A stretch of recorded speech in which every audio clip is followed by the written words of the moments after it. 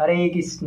10 লক্ষ দুর্গাষ্টমী ব্রত করলে যে ফল লাভ হয়, একটি মাত্র নৃসিংহ চতুর্দশী ব্রত পালন করলে তাই ফল লাভ হয়।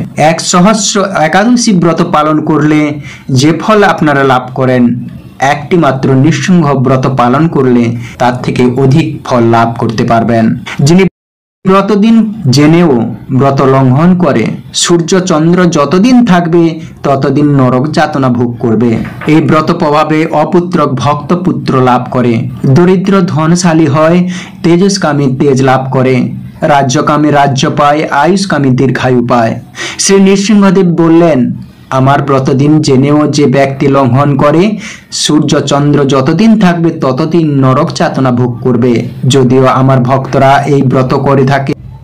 বৃহৎ নরসিংহ পুরাণে ভগবান শ্রী নৃসিংহদেব ভক্ত প্রহ্লাদকে উপদেশ করলেন যে বর্ষে বর্ষে তু কর্তব্যম মম সন্তুষ্টি কারণম মহাগুহামিদং শ্রেষ্ঠং বৈভব ভীরুভিং। বৈশাখ মাসের শুক্লা চতুর্দশীতে শ্রী নৃসিংহদেব আবির্ভূত হয়েছিলেন। তাই এই তিথিতে ব্রত পালন করে ভগবান শ্রী নৃসিংহদেবের পূজা করা হয়। ভগবান শ্রী নৃসিংহদেব বললেন, আমার ব্রতদিন জেনেও যে ব্যক্তি পালন করে না, সূর্য চন্দ্র যতদিন থাকবে ততদিন তাকে নরক যন্ত্রণা ভোগ করতে হবে। যদিও আমার এই ভক্তরা এই ব্রত করে থাকে, তবুও প্রত্যেকেরই এই ব্রতে অধিকার রয়েছে এবং এই ব্রত প্রত্যেক ভক্তকে অবশ্যই পালন করতে হবে। ভক্ত বৎসল্য প্রহ্লাদ মহারাজ বললেন, হে ভগবান, হে নরহরি নৃসিংহদেব, হে সকল দেবগণের আরাধ্য প্রভু, আপনাকে নমস্কার জানাই। আমি আপনাকে একটা প্রশ্ন করছি। হে প্রভু, তোমার প্রতি আমার ভক্তি কিরূপ জাগ্রত হলো? আমি তোমার প্রিয় ভক্ত হয়ে উঠলাম কি করে? ভগবান নৃসিংহদেব বললেন, হে বুদ্ধিমান প্রহ্লাদ, একান্ত মনে শ্রবণ করো, আমি তা বলছি। সকলকে স্বাগত জানাচ্ছি আমাদের প্রভু বার্তা ইউটিউব চ্যানেলে।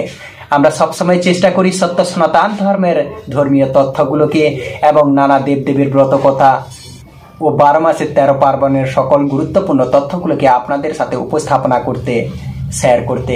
তাই আসুন, আগামী কিছুক্ষণ সময় আমি অনুরোধ করছি, আগামী কিছুক্ষণ সময় ধৈর্য ধরে ভক্তি ও শ্রদ্ধার সহিত আজকের এই নৃসিংহদেবের চতুর্দশী ব্রতের বিশেষ বিস্তারিত গুরুত্বপূর্ণ তথ্যগুলি জেনে নিই। আশা করছি অবশ্যই আপনারা সমৃদ্ধ লাভ করবেন। ভালো লেগে থাকলে অবশ্যই একটা লাইক করে ভগবান শ্রী নৃসিংহদেবের নামটি অথবা আপনার ইষ্টদেবের নামটি একবার হলেও লিখে যাবার অনুরোধ জানাচ্ছি। ভগবান শ্রী নৃসিংহদেবের ব্রত নির্জলা পালন করতে হবে। তা কতক্ষণ করবেন এবং কি খাবেন?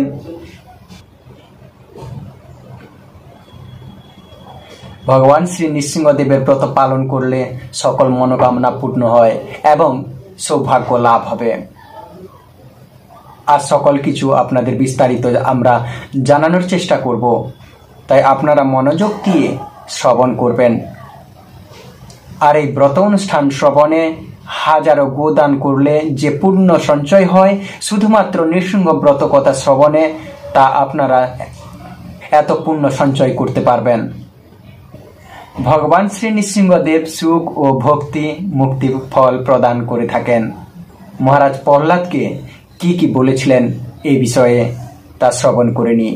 তারপর জানবো কতক্ষণ আপনাদের এই নির্জলা ব্রত পালন করতে হবে এবং এই দিনে কি কি খাবেন এবং বিশেষভাবে তরল পদার্থ যা ভগবানের সব থেকে প্রিয় একটি পদার্থ, যা আপনাদের সবাইকে অর্পণ করতে হবে এই দিন।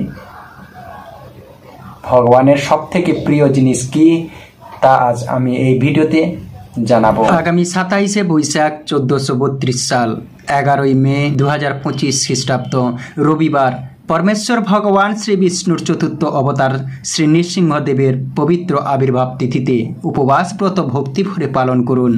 तिनि भक्त प्रहलादके बोलेছিলেন वर्षे वर्षे तु कर्तव्यम मम सन्तुष्टि कारणम महागुहमिदं श्रेष्ठ मानर वैभव भीरुभिं। प्रति बछर आमार सन्तुष्टि उद्देश्ये नृसिंह चतुर्दशी व्रत कर्तव्य। जन्म मृत्युमय संसार भये मानुष এই परम गोपनीय और श्रेष्ठ व्रत पालन करबे।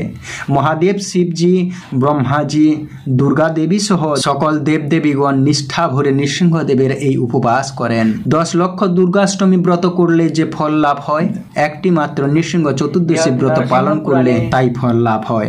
1 সহস্র একাদশী व्रत পালন করলে যে ফল আপনারা লাভ করেন একটি মাত্র নৃসিংহ व्रत পালন করলে তার থেকে অধিক ফল লাভ করতে পারবেন। যিনি ব্রত দিন জেনেও ব্রত লঙ্ঘন করে সূর্য চন্দ্র যতদিন থাকবে ততদিন নরক যাতনা ভোগ করবে। এই ব্রত প্রভাবে অপুত্রক ভক্ত পুত্র লাভ করে, দরিদ্র ধনশালী হয়, তেজস্কামী তেজ লাভ করে, রাজ্যকামী রাজ্য পায়, আয়ুষ্কামী দীর্ঘায়ু পায়। শ্রী নৃসিংহদেব বললেন আমার ব্রত দিন জেনেও যে ব্যক্তি লঙ্ঘন করে সূর্য চন্দ্র যতদিন থাকবে ততদিন নরক যাতনা ভোগ করবে। যদিও আমার ভক্তরা এই ব্রত করে থাকে তবুও প্রত্যেকের এই ব্রতে অধিকার আছে। প্রহ্লাদ বললেন হে ভগবান, হে নৃসিংহরূপ, হে সকল দেবগণের আরাধ্য প্রভু, আপনাকে প্রণাম জানাই। আমি জিজ্ঞাসা করছি হে প্রভু, তোমার প্রতি আমার ভক্তি কিরূপ উৎপন্ন হলো, কিরূপ আমি তোমার প্রিয় ভক্ত হলাম। শ্রী নৃসিংহদেব বললেন হে বুদ্ধিমান, একান্ত মনে শোনো। প্রাচীন কল্পে তুমি ব্রাহ্মণ ছিলে কিন্তু বেদ পাঠ করনি। তোমার নাম ছিল বসুদেব এবং তুমি ছিলে বেশ্যাসত্য। তোমার কোনো সুকর্ম ছিল না, কেবল একটি মাত্র আমার ব্রত করেছিলে। সেই ব্রত প্রভাবে তোমার এই রকম আমার প্রতি ভক্তি হয়েছে। প্রহ্লাদ বললেন হে নৃসিংহ, হে অচ্যুত, হে প্রভু, আমি কার পুত্র হয়ে কি করতাম? বেশ্যাসত্য অবস্থায় কিভাবে তোমার ব্রত করলাম দয়া করে বলুন। নৃসিংহদেব বললেন পুরাকালে অবন্তিপুরে এক বেদজ্ঞ ব্রাহ্মণ ছিল। তার নাম ছিল বসু শর্মা। ধর্মপরায়ণ ও বৈদিক ক্রিয়া অনুষ্ঠানে তৎপর। তার ভার্যা জগৎ প্রসিদ্ধা সুশীলা প্রতিপতা সদাচারিণী। তাদের 5 পুত্র ছিল। 4 জন ছিল সদাচারী বিদ্বান পিতৃভক্ত, কিন্তু কনিষ্ঠ পুত্রটি ছিল অসদাচারী সর্বদা বেশ্যাসত্য সুরাপায়ী। সেই কনিষ্ঠ পুত্রটি ছিলে তুমি। নিত্য বেশ্যাগৃহেই তুমি বসবাস করতে। এক বন মধ্যে তুমি ও সেই তোমার বান্ধবী বেড়াতে গিয়েছিলে। তোমরা মনে করেছিলে দিনটি বেশ ভালোই কাটবে, কিন্তু তোমাদের নিজেদের মধ্যে চরিত্র বিষয়ে বিশেষ রকমে কলহ বেঁধে যায়। তোমাদের মধ্যে মনোমালিন্যের কারণে মনোভাবে তোমরা আলাদাভাবে একটি স্থানে এসে বসেছিলে। সেখানে তুমি অতি পুরানো ধ্বংসাবশেষ গৃহ নির্দেশন স্বরূপ কিছু ইট পাথর দেখেছিলে। সেই নির্জন স্থানে আলাদাভাবে উপবেশন করে তোমরা 2 জন ক্রন্দন করেছিলে আপন আপন ভাবে। সারাদিন তোমরা অনাহারী ছিলে, এমনকি জল পর্যন্ত পান করনি। সারা রাতও তোমরা জাগরিত ছিলে। ক্লান্ত শরীরে দুঃখিত অন্তরে মনোমালিন্য ভাবে তুমি সেখানে শুয়ে পড়ে প্রার্থনা করেছিলে হে ভগবান, হে শ্রীহরি, এই জগতের কত লোক সুন্দর, আমার মা বাবা কত সুন্দর ধর্মপ্রাণ, আমার ভাইয়েরা কত সুন্দর, তারা নিষ্ঠাবান চরিত্রবান, কিন্তু আমি অধঃপতিত, আমি মহামন্দমতি, আমি চরিত্রহীন, পথের পাগলের চেয়েও অধঃপতিত। হে ভগবান, ভালো লোকেরা তোমার শরণাগত হয়, আমি মূর্খ, কারো শরণাগত নই, আমি নিঃসঙ্গ, আমি বড় অসহায় অবস্থায় তোমার কাছে প্রার্থনা করছি। হে ভগবান, আমাকে বিশুদ্ধ জীবন দান করো। এভাবে তুমি ক্রন্দন করেছিলে। আর তোমার বান্ধবী সেও একান্ত মনে প্রার্থনা করছিল, হে ভগবান, আমি এই সমাজের মধ্যে সবচেয়ে জঘন্য স্তরের জীব। সভ্য সমাজ থেকে আমি বিক্ষিপ্ত ও বিচ্ছিন্ন। এই জগতে অনেক নিষ্ঠাবতী সাধবী সুন্দরী নারী রয়েছে, আমি মহাপাপী গণিকা বৃত্তি করেই জীবন নষ্ট করেছি। প্রতিদিনই কেবল পাপের বোঝা বাড়িয়েছি। নরক যাতনা কতই না এই পোড়া কপালে অপেক্ষা করছে। ভদ্র সমাজে কেউ কোনোদিনও আমাকে তাকাতেও চায় না। আমিও এই জগতের কোনো পথ খুঁজে পাই না। হে পরম করুণাময় নৃসিংহদেব ভগবান, যদি তুমি তোমার অহেতুকী কৃপাদৃষ্টি আমার প্রতি থাকে, তবে দয়া করে আমার এই জীবন পরিবর্তন করে দাও। এভাবে সে আকুল অন্তরে ক্রন্দন করতে লাগলো। ভগবান নৃসিংহদেব বললেন, হে প্রহ্লাদ, সেই স্থানটি ছিল আমার প্রাচীন মন্দির। সেই দিনটি ছিল বৈশাখ মাসের শুক্লা চতুর্দশী, আমার আবির্ভাবের দিন। তোমরা উপবাসী ছিলে, রাত্রি জাগরণ করেছিলে, জীবনের কল্যাণ প্রার্থনা করছিলে, অর্থাৎ অজ্ঞাতসারেই তোমরা আমার পরম মঙ্গলময় চতুর্দশী ব্রত পালন করেছিলে। সেই ব্রত প্রভাবে তুমি এ জন্মে আমার প্রিয় ভক্তরূপে জন্মগ্রহণ করেছ। নৃসিংহ চতুর্দশী ব্রত পালন নিয়ম। কিভাবে আপনারা এই নৃসিংহ চতুর্দশী ব্রত পালন করবেন? গোধূলি পর্যন্ত নির্জলায় উপবাস থাকতে হবে। নির্জলা থাকতে না পারলে ফল প্রসাদ পেতে পারেন। গোধূলি লগ্নে নৃসিংহদেবকে দুধ, দই, ঘি, মধু, মিশ্রির জল এবং ফলের রস দিয়ে অভিষেক করাতে পারেন। নৃসিংহদেবের চিত্রপটে অভিষেক করা যাবে। অভিষেকের পরে নৃসিংহদেবকে ফলমূল সবজি রান্না করে ভোগ দিয়ে প্রসাদ গ্রহণ করতে পারেন। একাদশীর দিন যে অনুকল্প গ্রহণ করা হয় সেটাই ব্রতের দিন গ্রহণ করা যাবে, কিন্তু ব্রতের দিন অন্ন, রুটি, লুচি, পরোটা গ্রহণ করা যাবে না। তবে অবশ্যই নৃসিংহদেবকে পনকম নিবেদন করতে পারেন। পনকম হলো শীতল জল, তাল মিছরি, লেবুর রস এবং আদা দিয়ে তৈরি একরকম পানীয়, যা নৃসিংহদেবের অত্যন্ত প্রিয়। ব্রতের দিন সম্ভব হলে নৃসিংহদেবের 108টি নাম পড়ে নৃসিংহদেবের চরণে 108টি তুলসী পাতা চন্দনে মাখিয়ে অর্পণ করতে পারেন।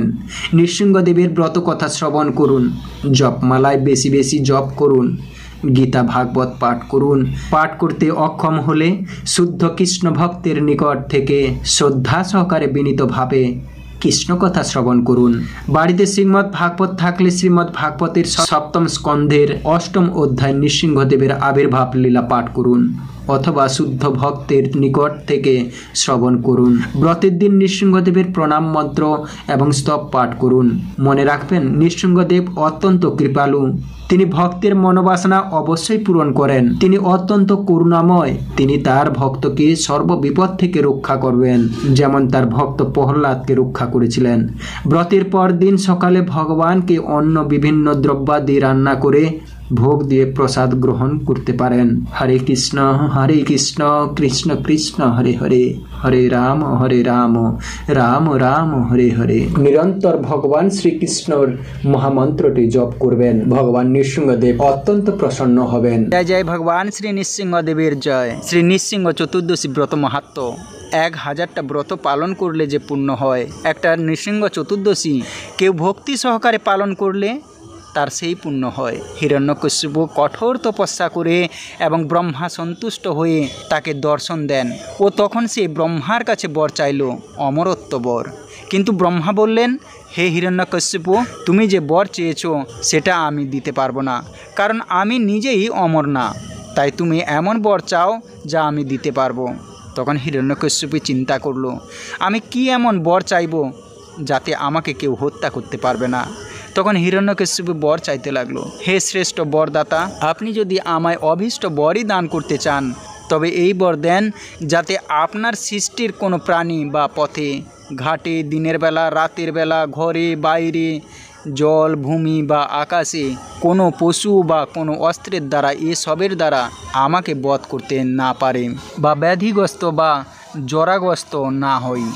ব্রহ্মা বললেন, তথাস্তু। তারপর শুরু হলো হিরণ্যকশিপুরের অত্যাচার দেবতাদের উপর। তখন ভগবানের লীলা শুরু হলো তার শুদ্ধ ভক্তের মাধ্যমে, প্রহ্লাদ মহারাজ। তাই ভগবানের ভক্ত আবির্ভূত হয়ে প্রহ্লাদ মহারাজ ভগবানের আরাধনা করছিল। তখন তার পিতা তাকে বলতে লাগলো, তোমার ভগবান কে? সে বলল, আমার ভগবান। তখন হিরণ্যকশিপু ক্ষিপ্ত হয়ে বলতে লাগলো, আমি তোমার জন্মদাতা পিতা, তাই আমি তোমার ভগবান। কিন্তু প্রহ্লাদ মহারাজ বলল, না, তুমি আমার ভগবান না, আমার ভগবান বিষ্ণু। তিনি জগৎ পালক শ্রীহরি, তিনি জগতের পিতা ও বিধাতা। তুমি তো কেবল আমার এই জড় জগতের পিতা, কিন্তু ভগবান আমার নিত্য পিতা।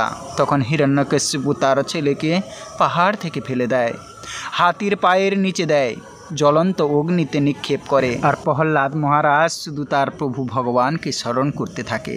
কোথায় আছেন? না মারে কৃষ্ণ রাখে কে, রাখে কৃষ্ণ মারে কে। ভগবান যদি চায় তাহলে পৃথিবীর কোনো শক্তি তাকে হত্যা করতে পারবে না। তাই যখন কোনো কিছুর দ্বারা সম্ভব হলো না, তখন প্রহ্লাদ মহারাজকে কারাগারে নিক্ষেপ করলো, শিকল দিয়ে বেঁধে রাখলো আর মারতে লাগলো। আর প্রহ্লাদ মহারাজ শুধু শ্রীহরিকে ডাকতে লাগলো।